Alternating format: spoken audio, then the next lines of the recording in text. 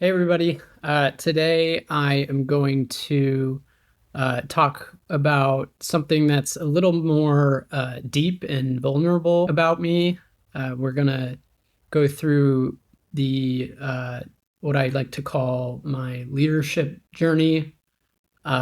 This is analogous to if you've studied leadership, the hero's journey, the call to action within that. Um, I want to develop into a leader who is a voice for their community. And so I knew I needed to begin practicing these skills. I've had experiences leading product initiatives, and that's highly visible. Every day you're in front of the whole company and giving updates. Being somebody from Colorado Springs, which is a more conservative community, I'm from an area where there is a presence of mega churches and intense beliefs and practices that uh, are difficult for people like me and people who have my perspective to stomach. And growing up, I had a very difficult time fitting in. And I went through middle school with maybe one or two uh, good friends. And even those friends had a hard time getting me to integrate with other friends. And I was gay. I am gay. Back then, you do anything you can to suppress those feelings, especially when you're in an environment where you don't see yourself represented anywhere. There were maybe two or three kids in high school who came out of the closet. I look back and think about how heroic that was for them to take that step and for me to look at them and say, that's not me, and shy away from that and treat them like everybody else treated them. I've always been a highly competitive person. My family is a family of uh, very strong, um, talented uh, athletes. My dad was an All-American swimmer at University of Michigan. My mom was an all-star runner in track and played basketball. I have two sisters who uh, played soccer their entire upbringing. I also played soccer. My senior year, we won state. I also won state in cross country the same year. My brother was a hockey player, and he was one of the top forwards in Colorado. So I was very competitive, and I was conditioned to be that way and to shy away from who I was. And I got really good at being somebody who I'm not. And that's a skill I continue to carry and I still have today. And the way that translates is the ability to uh, sit in the shoes of a user, empathize with them, and also developing personas. My freshman, sophomore year of high school, I began cracking the code of how to fit in. I had sisters who were popular. My closest sibling in age was a morale person in council, student council, and she ran the assemblies. So in high school, I finally started to fit in and have friends. I grew up like in this persona of a straight person, thinking that I could get away with it. And I did very successfully. And I had a girlfriend for 2 years that we went to the dances together and fell in love, but it wasn't me. Looking back, and she knows that now, and we're friends now. It took a lot of reconstruction after those years. These are really deep, vulnerable problems that I had to navigate. I have a lot to share and perspective on what it's like growing up in that sort of environment. So I speak for a lot of people. And whether or not I met them ever, I can feel them because I know what it was like for me. I went to college at Boulder, and what people don't really fully understand about Boulder is it's the opposite of diversity. And I say that with a lot of love for Boulder, the community, the people. I had a wonderful time in Boulder, but I also had a very difficult uh, uh, progression from my earlier years into a completely new ecosystem that helped me open my eyes to liberal thought. But at the same time, I was still unable to be myself.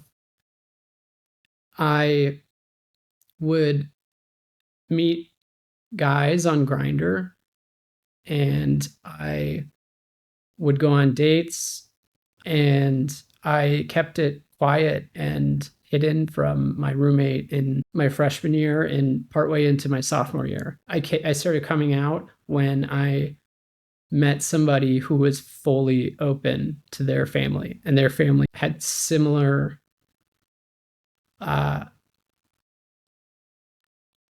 ways of handling that to how I could envision my family handling it.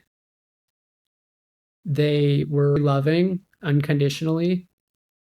Before that, I had a boyfriend who had parents that took him to conversion therapy. I have a really good friend, and he grew up in a very culty church. It's forever a challenge for him. He did not choose to work out of that disadvantage. At Boulder, I started coming out to people, and it was the most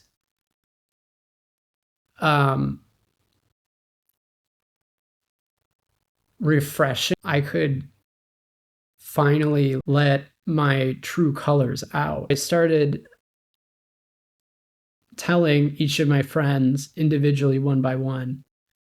And because that's just who I am, I love to have deep conversations with people, and I love to be extremely honest and transparent. That was my disadvantage that I had to climb out of, was that I'm telling the biggest lie of anybody in the world by living this way. And I finally did it. It takes a ton of strength. It takes perseverance, and you treat it like a career. You treat it like, here's where I'm going in 5 to 10 years. How do I get there? What are small steps you can break it down into? And I lived a much happier life through the rest of my college years in Boulder. I was talking to an investor out in San Francisco. I'm in Scottsdale right now. I was talking to an investor who on LinkedIn who I just randomly reached out to. His name's David Price. I don't know if he even knew how much I treated him as a mentor, even though we did not really know each other. In a few sentences, sold me. He said, there's not a lot of natives in San Francisco. It's a very risky leap, but most people do okay when they take that leap. And he said he had a friend that moved without a job and stayed on someone's couch for a few weeks and then suddenly got a job and he was okay. That was the thrill that I was looking for because I had no idea what I wanted to do. So I sort of blindly chose that. When you open your eyes to choosing a path without thinking too much about it and knowing that it will open more doors as opposed to less, and that is your mission, you'd be surprised what experiences you will have accomplished in 5 to 10 years. I may not have the most, tenure in product management, but I broke in. I have worked in tech. I have lived in San Francisco for 8 years. I have survived 2 years, a bit more, on my own with my own agency. I don't need to tell anybody how much money I made through that, besides the IRS. But it wasn't much. But we don't all work for money. Some of us have constituents that we stand up for. We have passion for leadership that trumps that. We're motivated by agency and driving impact in areas where it's desperately needed, where it's needed most. And when my life is said and done, I want to have lived a legacy that is made of helping people, providing something innovative, loving and being loved, and being different. Those are some of the characteristics of what led me to San Francisco. And then I took the leap of faith and I got a one-way plane ticket. I had no job. I moved to San Francisco. I had some interviews. My dad had a business meeting there. We got a hotel there. And then he said bye. And he's like, you're on your own now. And I'm like, okay. As if it's no big deal. Okay, bye, Dad. And then I just thought methodically about my next step.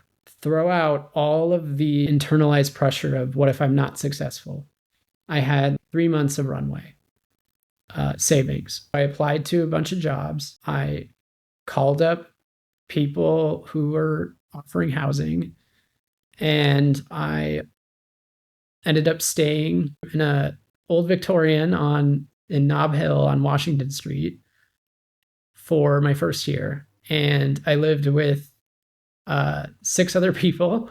It was one long hallway and a tiny kitchen at the end. One of the people there, she came from Colorado as well. I think Castle Rock. That was just a really exciting experience.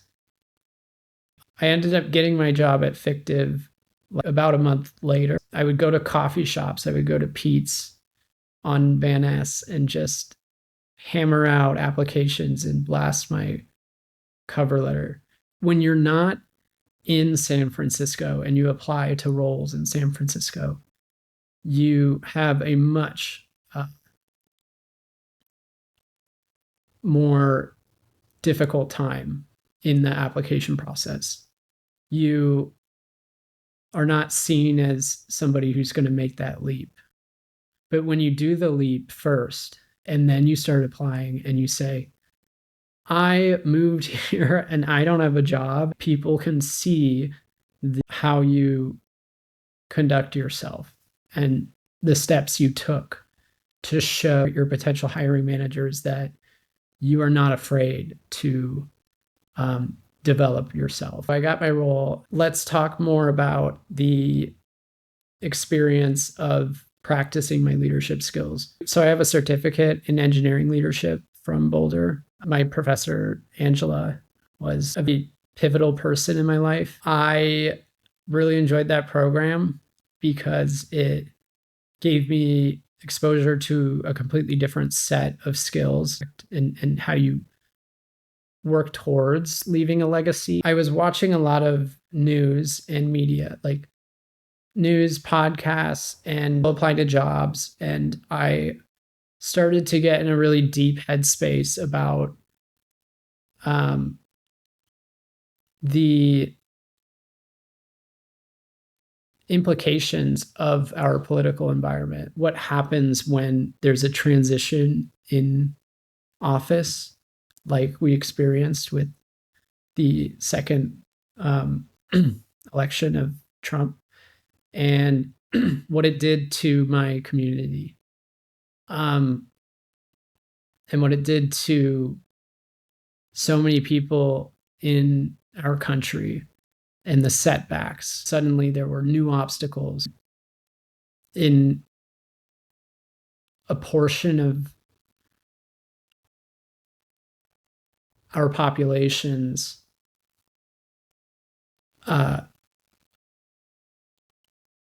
trajectory. And that's quite dangerous, right? It's like, it's not just look at it as an authoritarian leadership. It's look at what's happening to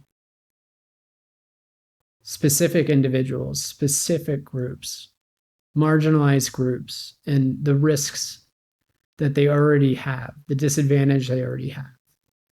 And then look at the reaction to what happens when we speak up about these issues and how the world responds. I wanted to really practice engaging in that type of work, putting myself out there and showing the world that I'm a person that will throw away everything to stand up for my deepest held values. I was very privileged, but I've heard a lot of stories. The work of leadership, the work of true agency, the gain that you get is the assurance that you contributed enough to keep one or two or three people still with us today and fighting for another day on this planet in this hostile environment. That type of return on investment is completely worth it for me. And I found that through this journey. In an environment where everybody's watching daytime, nighttime television, it doesn't matter, and things begin to look monolithic and content becomes less colorful and the stories converge onto a few individuals or a few concepts or the idea of the danger of a single story. There's a great TED talk about that. When a population is able to tell a story about somebody and make it the definitive story. This is a quote from that TED Talk. It's incredibly dangerous. That is what we're seeing. The majority is able to quickly buy into a narrative and move forward without hearing all the perspectives and without knowing their own bias. The majority's bias is not knowing the true aggregation of how people feel, how people are health-wise and financial health, and looking instead at signals like the stock market. People who are marginalized, they have sensitive instruments for measuring this. I'm going to grow my audience engagement skills. I'm going to be a stronger leader from this work. People are going to be upset and angry and think, what happened to me? I'm delusional, or I think I'm a leader, but I only have a few years of experience. Leadership is a practice. It's not really associated with having validation of speaking in front of a ton of people. That's not what leadership is. Leadership at its core is about progressing humanity and what's forward and what's backwards. I knew the risks in speaking politically from like a product management perspective. Those are assumptions, and you have a hypothesis and what should be acceptable and what's not acceptable. I definitely made a lot of mistakes that like I would put in that category of unacceptable. I'm not discounting that at all whatsoever.